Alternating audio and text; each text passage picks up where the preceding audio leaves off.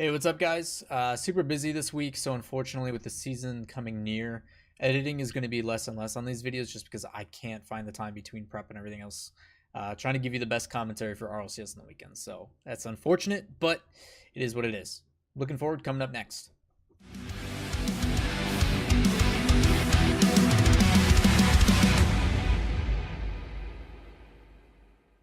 How's it going, everybody? Another week into the RLCS, and things are finally starting to make sense. Top teams are playing like it and winning convincingly for the first time this season, which is good. Feels awesome that we're starting to see these top teams perform how we expect them to. In week 3, the NA match was between Ghost and G2. Simply put, it was the best I've ever seen G2 perform on an individual and team level. It was, to me, pretty much perfect Rocket League out of the NA squad, and hope it continues. Unfortunately, it didn't, as they got smashed by Energy later, but it was still a step in the right direction. Europe had a few exciting matches, and ironically enough, a similar situation occurred with Flipside and Fnatic. It's the 4th match of the day. Make sure you check it out. I don't think there's much discussion or any complaints about the most hyped match of the weekend in North America. It's the first time we get to see 2 of the top 3 teams in North America battle it out. G2 and Cloud9 go head-to-head in the last match of the day. I personally feel it may be extremely tough for G2. Cloud9 has been consistent and playing extremely fast with minimal mistakes, while G2 still has some faulty issues here and there. This is despite their in-field pass plays being quite stellar, and individual play from Rizzo has been great. G2 still has managed to sneak out some wins, and they really need a win here to cement themselves at a chance to top 2. Over in Europe, I'll just admit that I've become a little bit of an Envy fanboy this season. Not really sure what it is, but I really want to see this team bounce back after a horrible Season 4. Honestly, I want to see Ignite improve as a player at the RLCS level, as Devo slowly learns he doesn't have to do it all on his own. They play Gale Force late in the day, and it'll be great to see how their team handles pressure at the highest level. The Gale Force team looks absolutely dominant, and it's a fantastic thing to see.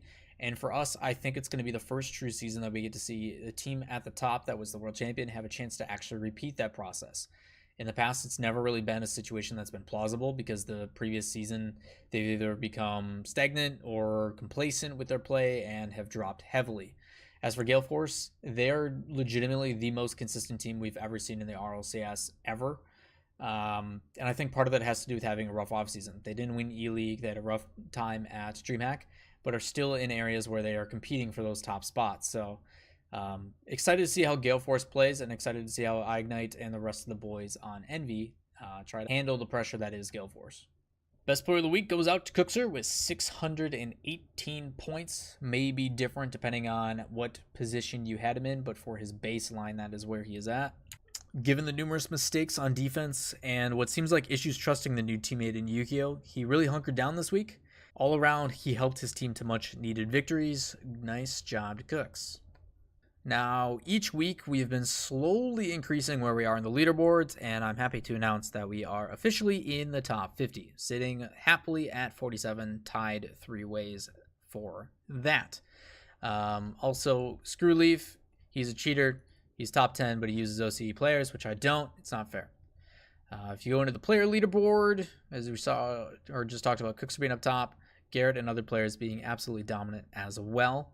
Easiest way, as always, if you go into my team, you can see the matches for the weekend. Kind of out of order, which is odd. Easiest way to pick who to swap in and swap out is based upon the matchups. Ideally, I like the team I have because most of the teams are done with their buys now for the, I guess, stronger players per se. Going towards the end of the season, I don't really see too many dominating picks.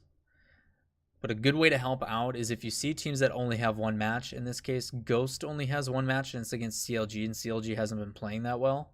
Out of Style is playing CLG, but this could go either way. I think I might actually give Out of the Style the win, but CLG has been doing really, really well in their scrims.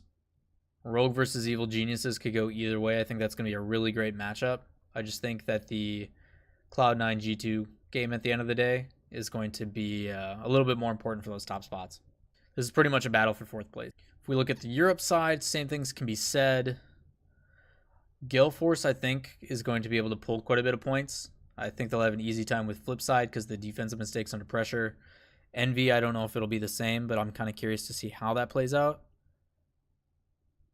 Your best pickups in all reality are someone from Team Vitality. I think they're going to absolutely dominate Fnatic.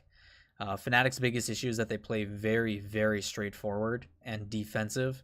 Vitality will take full advantage of that, and they're playing two teams that have a bunch of defensive mistakes.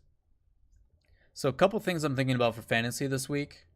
First and foremost, Garrett has a bye, which gives me 1575 to work with, which is actually exactly how much Fairy Peak is with.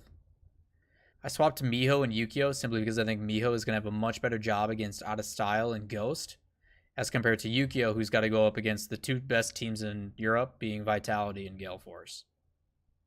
Ideally, and probably the most simple way, is I'm going to switch Fairy Peak for Garrett because Garrett won't be playing.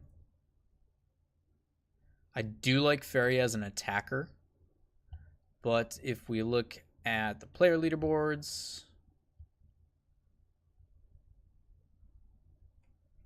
if I search for Fairy, Fairy's at 48, Pashy's 70, Freaky's at 42. Okay, so even though these guys are extremely close, I'm still going to give Fairy Peak. I just think Fairy Peak's always going to perform better than Freaky, like 9 out of 10 times. Because I'm capped out, I do have 1 week transfer remaining. So I'm just trying to see if there's any players that switch evenly.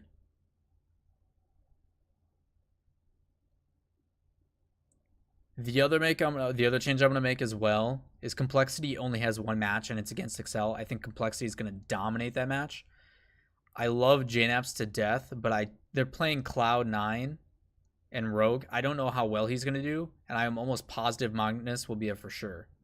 Going back to the points, Magnus 41, Mets 43,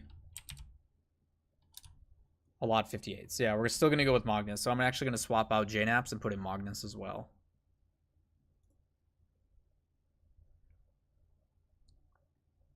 Magnus does make a ton of saves. Other places to check that if you're not sure is you can go to octane.gg. If I can type. And if you go to stats, you want to choose the event. This is how I make a lot of my decisions and where I do a lot of my note taking for the weekends. Go to RLCS Europe in league play. And if we go to saves per game, Magnus is in the top 10. He's 6, 7, he's 8th. 8th in saves per game. And he still gets a decent amount of goals and everything too.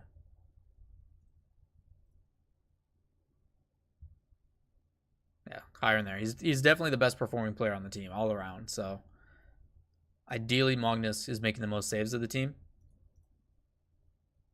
So we're going to put him on defense. That should round us out. In North America, the only team with a bye is NRG, sitting pretty at 5-0. Great time for them to have a break.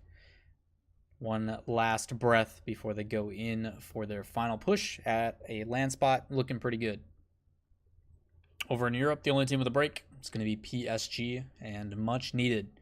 A lot of issues, starting to see Bluey revert back to bad habits. Those guys really need to figure out what the heck they want to do and be confident pushing forward with it. I'm sure they'll be all right. 2-3, still not out of it. Can you guys believe that we're already 4 weeks into Season 5? Sure does go by fast. Make sure you share your favorite moment down below in the comments. Excited to see what you guys have been looking at so far. As always, make sure to follow all the appropriate social media channels in the description that can be found easily, as well as make sure you subscribe if you like the content. The action starts up again at 12 p.m. Pacific on Saturday for North America and 9 a.m. Pacific for Europe on Sunday.